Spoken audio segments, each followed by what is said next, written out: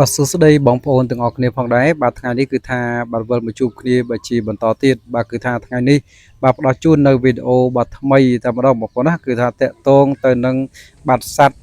បង្គួយបពងបាទអញ្ចឹងគឺថាបងប្អូនខ្លះបាទដឹងថាសัตว์បង្គួយពងយ៉ាងណាហើយប៉ុន្តែបងប្អូនខ្លះទៀតជាពិសេសគឺថាក្មេងៗបាទគាត់ដែលដឹងថាសត្វបង្គួយពងនោះពងយ៉ាងម៉េចយ៉ាងណាយ៉ាងណីអញ្ចឹងណាបាទឥឡូវគឺថាខ្ញុំបាទតាមដានបង្គួយមួយក្បាលនេះបាទអញ្ចឹងគឺថាឥឡូវនេះគឺវាកំពុងតែកាយរុនវាបងប្អូនណាបាទកំពុងតែកាយរុនដោយប្រើជើងខ្លះទៅប្រើដៃខ្លះទៅបាទកាយរុនបាទជាពិសេសគឺបាទនៅពេលដែលបាទខែរដូវភ្លៀងអញ្ចឹងគឺថាវាងាយស្រួលកាយរុនបាទហើយនេះបាទរយៈពេលយូរដែរបងប្អូនណាបាទគឺថារងចាំរយៈពេល2-3ម៉ោងដែរបានវាកាយបានបានរុនមួយគឺដោយសារតែវាមានការភ័យខ្លាចយើងអញ្ចឹងណាបាទអញ្ចឹងនៅពេលដែលសត្វបង្គួយនេះកាយហើយហ្នឹងគឺល្ងាចឡើងខ្ញុំរវល់ខ្ញុំអត់បានថតទេបាទហើយបន្ទាប់មកក៏បាទវាបានពងនៅខាងក្នុងរុនហ្នឹងហើយបាទខ្ញុំបានយកកាមេរ៉ាមកព្យាយាមឆ្កឹះមើលវាពងដាក់ក្នុងរុនហើយវាកប់បាទវាយកជើងវាកាយលុបរុនវាណាបាទ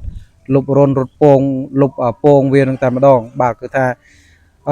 ជាពិសេសគឺថាក្មេងៗបាទអត់ដឹងថាសត្វបង្គួយឬក៏បាទសត្វប្រភេទហ្នឹងគឺថាវាពងនៅក្នុងដីណាបាទវាពងកប់ពងវានៅក្នុងដីបាទហើយនេះគឺខ្ញុំបាទកំពុងតែកាយបងប្អូនណាបាទកំពុងតែកាយគឺថាឃើញបាទបណ្ដាឲ្យបងប្អូនបាទឃើញពងវាបណ្ដាឲ្យបាទនេះបងប្អូននេះគឺថាឃើញសបាទពងវារៀងរឹងខ្លះដែរបាទរៀងទន់រៀងរឹងតិចដែរបាទហើយពណ៌សហើយបាទវាបានរៀបឡើងស្អាតតែម្ដងបងប្អូនណាបាទវារៀបឡើងស្អាតតែម្ដងហើយវាមាន2ស្រទាប់មានស្រទាប់លើស្រទាប់ក្រោមបាទហើយជាទូទៅពងវាប្រហែលជា6-7គ្រាប់អីហ្នឹងបាទហើយពេលខ្លះបាទក៏ឈានរហូតដល់ជាង10គ្រាប់ដែរបាទអញ្ចឹងគឺថាខ្ញុំបានតាមដានប្រគួយពងនេះគឺថាបាទយូរថ្ងៃដែរបងប្អូនណាបាទគឺថាជាពិសេសឆ្ងល់ដែរគឺថាមិនដឹងថាវាធ្វើយ៉ាងម៉េចអីយ៉ាងម៉េចអញ្ចឹងណាបាទវាពងយ៉ាងម៉េចអីយ៉ាងម៉េចអញ្ចឹងនៅពេលដែលខ្ញុំបានតាមដានប្រគួយនេះគឺថាឃើញហើយបងប្អូនណាបាទគឺថាមុនដំបូងនៅពេលដែលមានភ្លៀងធ្លាក់ដីជ្រាយដីទន់អញ្ចឹងទៅគឺវាតកាយបាទវាកាយដីហ្នឹងធ្វើជារុនបាទបន្ទាប់មកវាក៏ទម្លាក់ពងវាចេញពីពោះនឹងអស់តែម្ដងបាទហើយគេរៀបឡើងស្អាតបាទចកត់ឡើងណែនតែម្ដងបងប្អូននេះបាទនេះពងគេទូចប្រហែលជាប៉ិនចកឹះបាទប៉ិនចកឹះហ្នឹងឯងសទូចបាទអញ្ចឹងគេរៀបជា2ជាន់បងប្អូនណាបាទមានជាន់លើប្រហែលជា4គ្រាប់ទៅបាទហើយជាន់ខាងក្រោម4គ្រាប់ទៅបាទអញ្ចឹងគឺថាខ្ញុំបាទមិនធ្វើអីទេបងប្អូនហើយគឺថាគ្រាន់តែចង់ដឹងទេបាទចង់ដឹងទេក៏បាទថតជាវីដេអូបាទចែកជូនបាទសម្រាប់ជាពិសេសគឺបាទបងប្អូនខ្លះគាត់អត់ដែលដឹងជាពិសេសក្មេងៗបាទអត់ដែលដឹងអញ្ចឹងណាបាទច្រឡំថាវាពងទៅតាមមែកឈើឬក៏ពងតាមដើមឈើដើម្បីអញ្ចឹងទៅបាទតាមពិតគឺវាពងនៅនឹងដីទេបាទហើយកូនវាក៏រយៈពេលយូរអញ្ចឹងទៅកូនវាក៏ញាស់ចេញមកបាទអញ្ចឹងបើសិនជាយើងបាទជីកដីជីកអីក៏វាឃើញដែរបាទ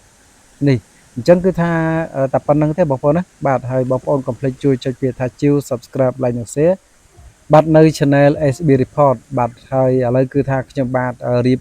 ទៅវិញហើយបងប្អូនណាបាទរៀបចូលទៅវិញបណ្ដាហើយគឺចាប់ដើមកប់បាទកប់